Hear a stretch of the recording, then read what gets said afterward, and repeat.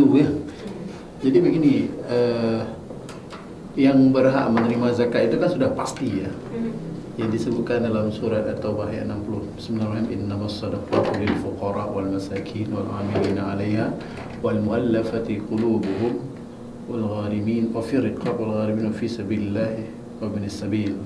Ada 8 golongan. Nah, ke-8 golongan ini, satu golongan itu bisa terdiri daripada golongan muslim dan golongan non-muslim, yaitu khusus mu'allaf. Ya, ini juga untuk menjadi sebuah pemahaman bagi kita, mungkin juga masyarakat yang bisa menjangkau siaran ini, bahwa selama ini masyarakat memahami bahwa mu'allaf itu adalah orang yang baru masuk Islam, ya kan?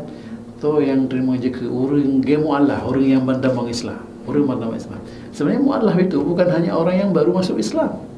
Jadi mu'allaf itu ada 4 kriteria, ada 4 golongan ya, ada 4 pembagian mu'allaf. Satu saja golongan yang baru masuk Islam. Ya.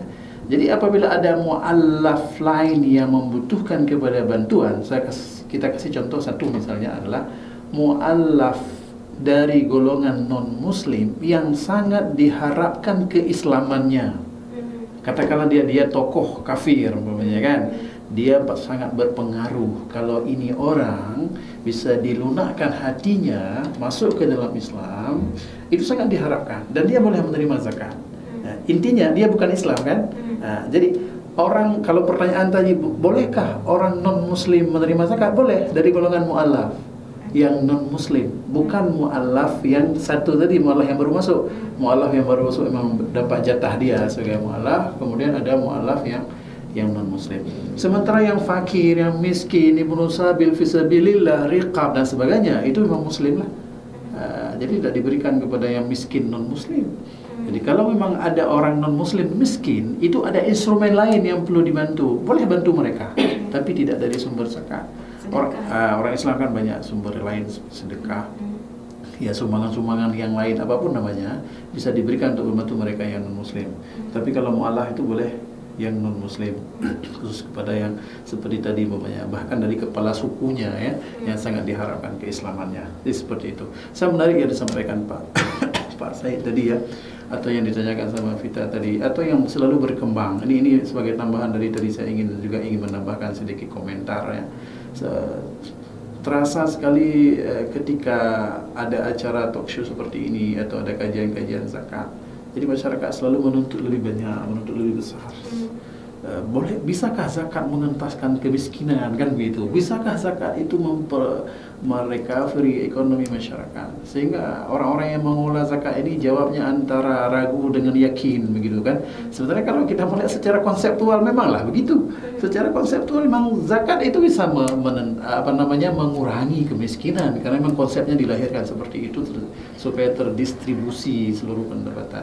Jadi jangan terlalu banyak berharap ke situ, sementara kita sendiri tidak memberdayakan lembaganya.